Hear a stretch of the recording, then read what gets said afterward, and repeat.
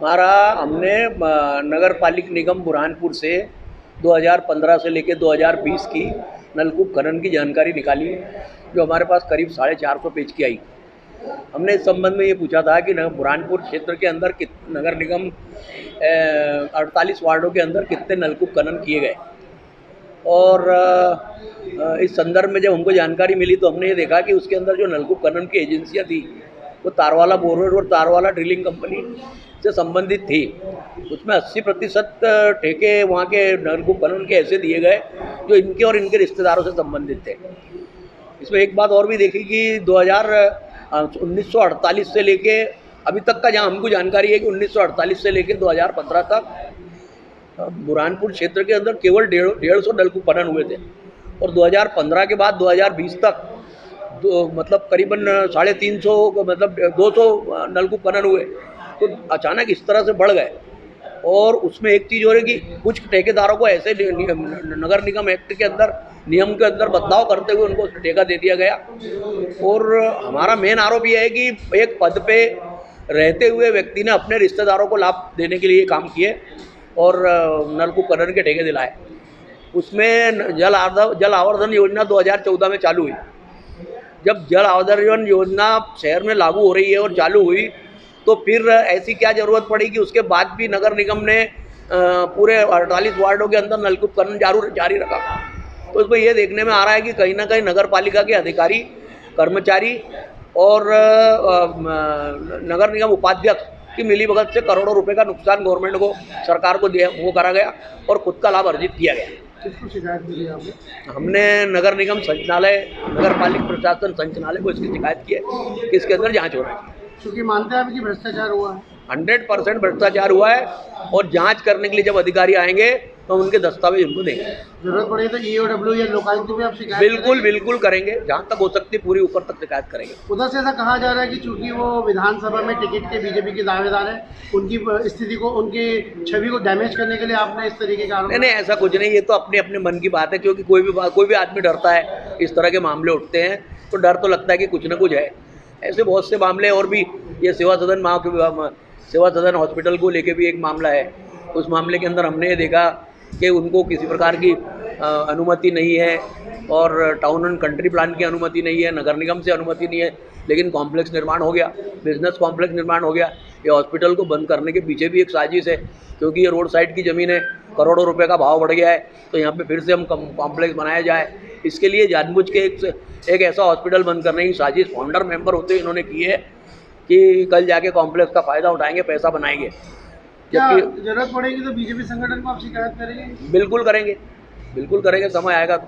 लेकिन पहला तो हमारा प्रशासनिक स्तर पे मांग है, क्योंकि पार्टी का मामला है, पार्टी क्या करेगी?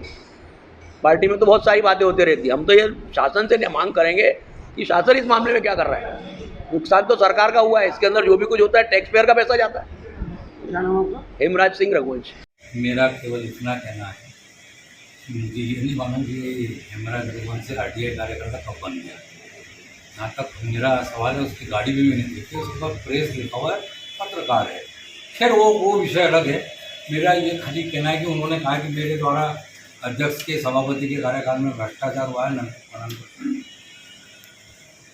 मैं उनको खुली चुनौती देता हूँ कि पहली बात तो मेरे कार्यकाल में जो काम किए गए उसमें मेरी एजेंसी या मेरे रिश्तेदार द्वारा किसी भी प्रकार का कोई न तो ठेका लिया गया है, ना कोई काम किया गया।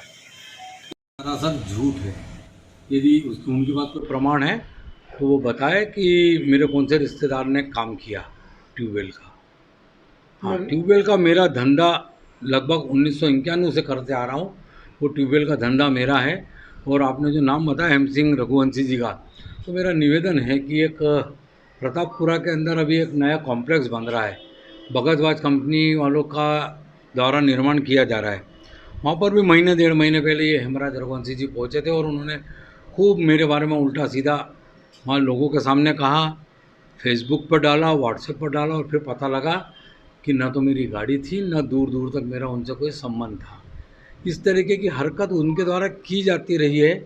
और आपको याद दिलाना चाहता हूँ कि उनके दिल में, दिमाग में ये मेरे प्रति घृणा क्यों और कैसी हुई। आपको शायद आप उस बात के अधिकतर पत्रकार वो छोड़ दीजिए, गवाह है। उन्होंने शिकायत की है जांच एजेंसियों में, तो क्या आप जांच के लिए तैयार हैं? अरे बिल्कुल जांच के लिए तैयार है, और जिस दिन जांच में यदि मेरे ऊपर कोई जरा सा भी आक्षेप लग गया, सुई की नोक बराबर भी मेरे ऊपर कोई आरोप लगा, तो मैं आप लोगों के सामने चैलेंज करके बोल रहा हूँ कि उस दिन मैं राजनीति छोड़ दूंगा।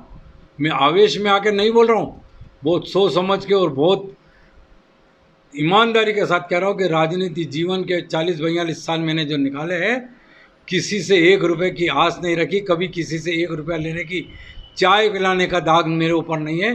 तो राजनीति के माध्यम से यदि मैं नगर निगम का अध्यक्ष होने के नाते यदि कोई मेरे पर भ्रष्टाचारी का आरोप लगाए, मेरे लिए बहुत बड़ी बात है। सुई की नोक बराबर भी मेरे खिलाफ कोई निर्णय आएगा तो मैं तैयार हूँ राजनीति छोड़ने के लिए। क्योंकि बुरहानपुर में बीजेपी से टिकट की दौड़ में आपका प्रमुख नाम जी। है, आपको लगता नहीं आपकी छवि को डैमेज करने के लिए ये आरोप लग रहे हैं? यदि आप समझ रहे हैं कि मैं भारतीय जनता पार्टी की उम्मीदवारी बुरहानपुर विधानसभा से जता रहा हूं और ये मेरे खिलाफ षड्यंत्र किया जा रहा है, और मैं निश्चित तौर पर आपके माध्यम से मालूम पड़ा, उनसे दिए गए यदि पेपर मेरे को उपलब्ध हो जाएंगे या मेरे को उन्होंने जहाँ भी दिखा है वहाँ से नोटिस मिलेगा, तो मैं उसको भी कटघरे में खड़ा करूँगा और प्रूफ मांगूंगा। हर कोई व्यक्ति ऐसा कुछ भी बोल देगा और किसी को भी बदनाम कर देगा, ये मैं इस अपने बुरहानपुर में होने नहीं दूंगा। क्या लगता है कौन है विरोधी, आपकी पार्टी का है कि विपक्षी पार्टी का है? अब यहाँ पर विरोधी का नाम लेके क्या फ़ायदा, जो भी है ये ज़रूर तय है कि भारतीय जनता पार्टी के उम्मीदवार की दौड़ में प्रथम या बहुत आगे होने के कारण कि रोकने के लिए किसके द्वारा षड्यंत्र रचा जा रहा है, भगवान उसको सद्बुद्धि दे। क्योंकि मेरे को आज उसने मेरा अपना कद बताया कि मैं इतने आगे निकल चुका हूँ कि अब मेरे को रोकना ऐसे झूठे भ्रष्टाचार के आरोप लगाकर ही संभव हो पाएगा।